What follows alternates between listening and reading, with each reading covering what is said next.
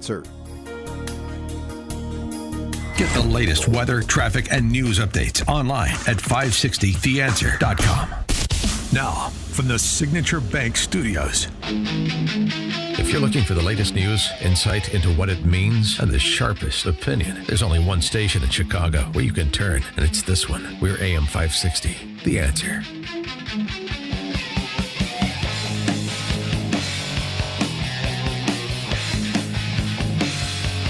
Top of the morning, Dan Proft here.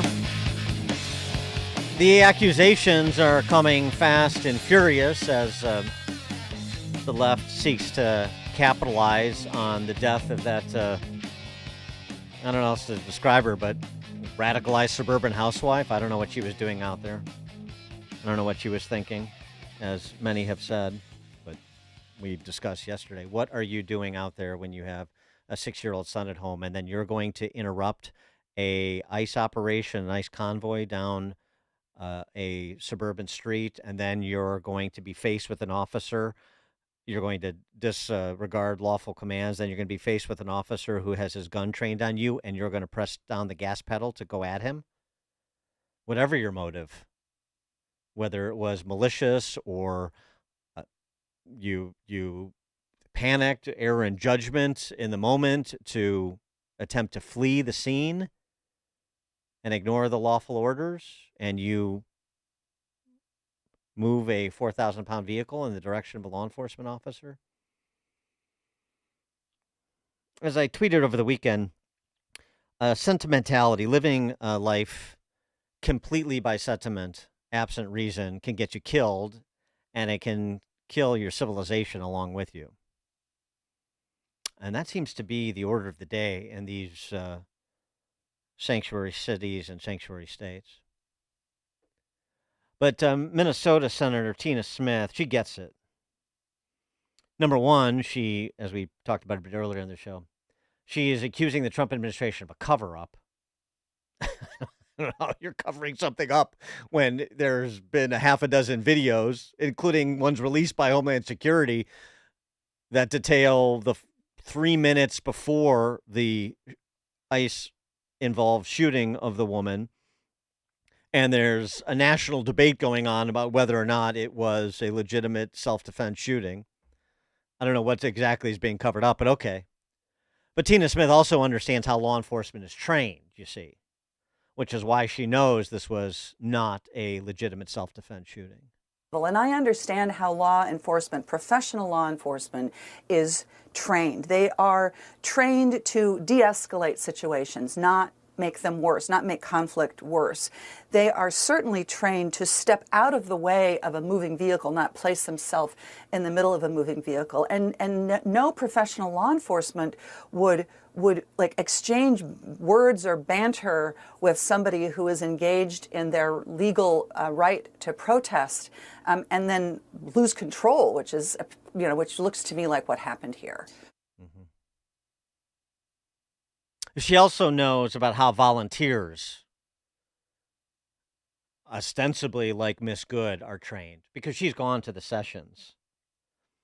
Volunteers are very professional, professional volunteers. They get trained too so that they can protest / interrupt, not impede, though, ICE operations. Well, I know what's happening in this community is that folks that are not the targets of this ICE operation are going to trainings, volunteer trainings, and the purpose is to be learn what they are allowed to do, what they are legally allowed to do in order to observe what's happening on the street and to be able to catch video, which is, of course, all completely legal, and then be able to sort of help Americans document what is happening with this incredible deportation campaign. And citizen journalists / protesters pay no attention to the flow of NGO money.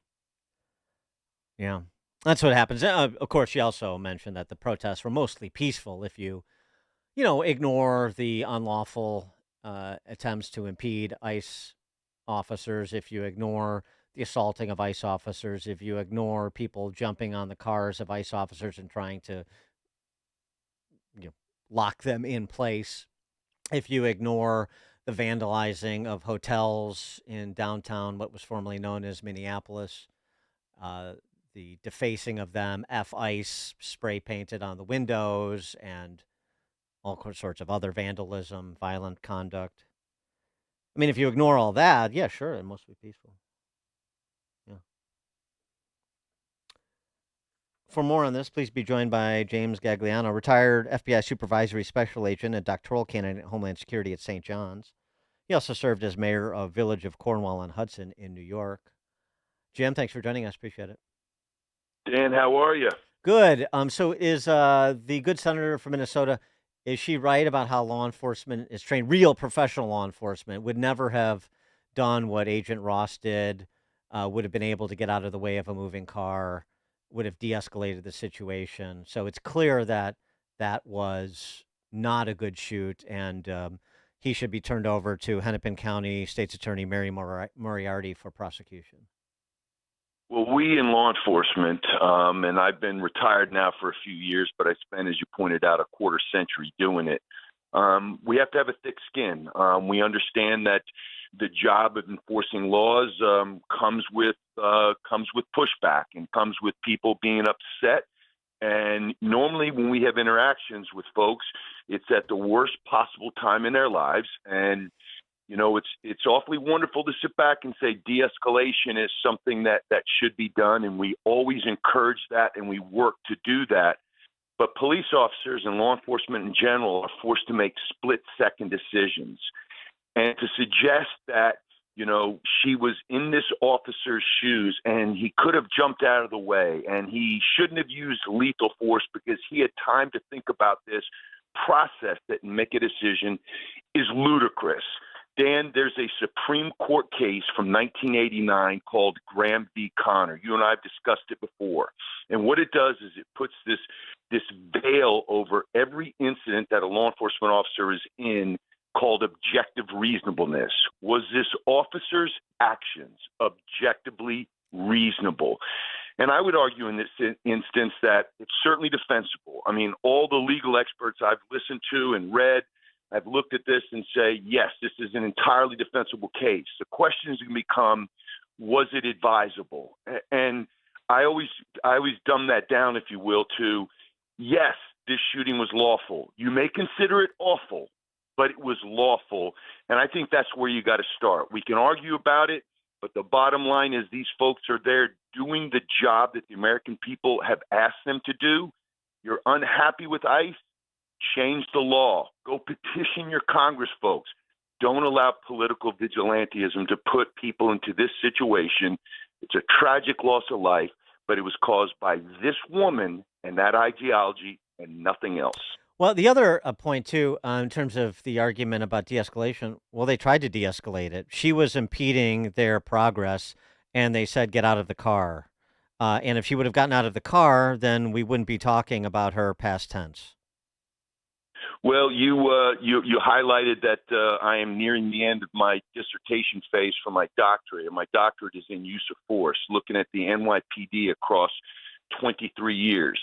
Dan, I'll give you a quick sneak preview. Do you know what 100% of the cases that I have looked at across these years involving NYPD officers and their use of force where deadly force was utilized and someone lost their lives? You know what the number one variable and factor in that was? Resisting arrest. Compliance. Yeah. There you go. Compliance. People that don't comply, those are the situations where this happened. None of the shootings that I've looked at from the NYPD from 2000 all the way to 2023 involve somebody complying with lawful commands and then being shot to death. And this is a perfect example of that. Yeah, and it doesn't mean that that lethal force is always justified if someone doesn't comply. I mean, we have that case out of, I'm going by memory here, but it was South Carolina, where the guy got out of his car and ran, and the officer shot him in the back. And he was convicted of murder. That was second degree, I think, but that was not a lawful shoot because he had no reasonable fear for serious bodily harm or injury. So you make determinations based on the specifics here. But the bottom line, basic public service announcement is When an officer makes a lawful command, comply with it. And if you think it was unlawful or you think you're being mistreated, this is why we have courts of law. I mean, how fracking complicated is that? Not very. Well, you just nailed it with the example you used. That I believe was it North Charleston, and it was a South number Carolina. of years Yeah. ago. Yeah. Yes, yes. And the individual was being pulled over for a traffic violation, and I think he had absconded on child support payments. And the officer didn't just shoot him; he shot him in the back, Right. fleeing. Right. Nobody. I wrote an article about that, Dan, for Newsweek years and years ago. Nobody would argue that that officer was in the right. As you pointed out, there are levels for de-escalation. First, you start with a stern warning and talking to. Second, you raise it to the level of putting your hands on somebody.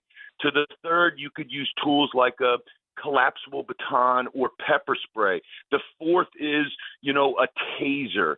And then last, and trust me when I say this, I don't know this ICE officer. However, I do know, having spent so much time in law enforcement, working across state, federal, and local departments. Nobody goes to work thinking, I'm going to shoot and kill somebody today. This ICE officer's life has been irrevocably changed. Whether or not he is, taken to trial and has to fight this at trial, or whether or not no charges are brought, he will wake up every day thinking to himself, I could have done this, I should have done this. He made a decision in a vacuum, a tiny snapshot, a millisecond, when she decided, with the encouragement of her wife, who were there to provoke, bait, obstruct, and impede, she made a decision to do that. It's an awful decision, but like I said, lawful but awful. One other thing, too, since the good senator from Minnesota, Tina Smith, gave us a characterization of the training for volunteers who are going to peacefully protest. Yeah, I'd love to go to the training sessions that she's going to, because I see everything from a comical conga line protesting ICE in Portland, which is perfectly lawful and rather hilarious, to the description that I provided of people ransacking hotels in Minneapolis and assaulting officers and jumping on the hoods of ICE vehicles. So I don't know exactly the training sessions that Tina Smith's going to, but clearly there's a significant percentage of these volunteers, in scare quotes, that are not receiving the proper training, or at least not abiding it if they did. Absolutely. And I'm also allowed as a recovering politician to say this. The reckless and irresponsible language that has come from people like Governor Tim Walz and Mayor Jacob Fry and Congresswoman Ilhan Omar are repugnant and reprehensible and are going to lead to more violence. This is what happens. Now, think about what Mayor Fry did a year ago. He said no ICE operations can use public property, Minnesota's public property in Minneapolis, for staging purposes, including public parks or any type of public property. Then he said Minneapolis police will not aid or assist in any way ICE operations. Now, they're a sanctuary city. I live in New York. We have one of 8.4 million people, the 5 boroughs down in New York City. When you do this and you separate federal law enforcement from your local enforcement, and then you pretend to hide behind, yes, but this causes communities of folks that are here illegally not to cooperate with law enforcement. We're making it safer. You are not. And lastly, I put it like this. Imagine if red cities or red states came forward and said, we are not going to assist the Bureau of Alcohol, Tobacco, and Firearms in enforcing firearms laws. So you can do whatever you want. You can own guns. You can carry them. You can do whatever you want. You don't need a license. You don't need a pistol permit. You can do it. That's anarchy. And that's essentially what's happening on the other side, and they justify it, and they're wrong. James Gagliano, a retired FBI supervisory special agent and a doctoral candidate in Homeland Security at St. John's. We got a sneak peek of his dissertation. That was fun. He also served as mayor of Village of Cornwall-on-Hudson, New York. Jim, thank you as always. Appreciate it. Dan, thanks for having me, and go Bears. I'm rooting for you guys. Oh, very nice. We appreciate that. Yeah, very, very good. Sorry about, your Jets and Giants. You don't have much to root for, unless Saquon Barkley returns to New York at some point. Thanks, Jim. There's only one radio show in Chicago talking about today's biggest stories and telling you what they really mean. That show is this one, Chicago's Morning Answer on AM 560, The Answer. I'm Rob Cole, owner of Cole Digital in Frankfort, specialists in smart home design and installation. We sell more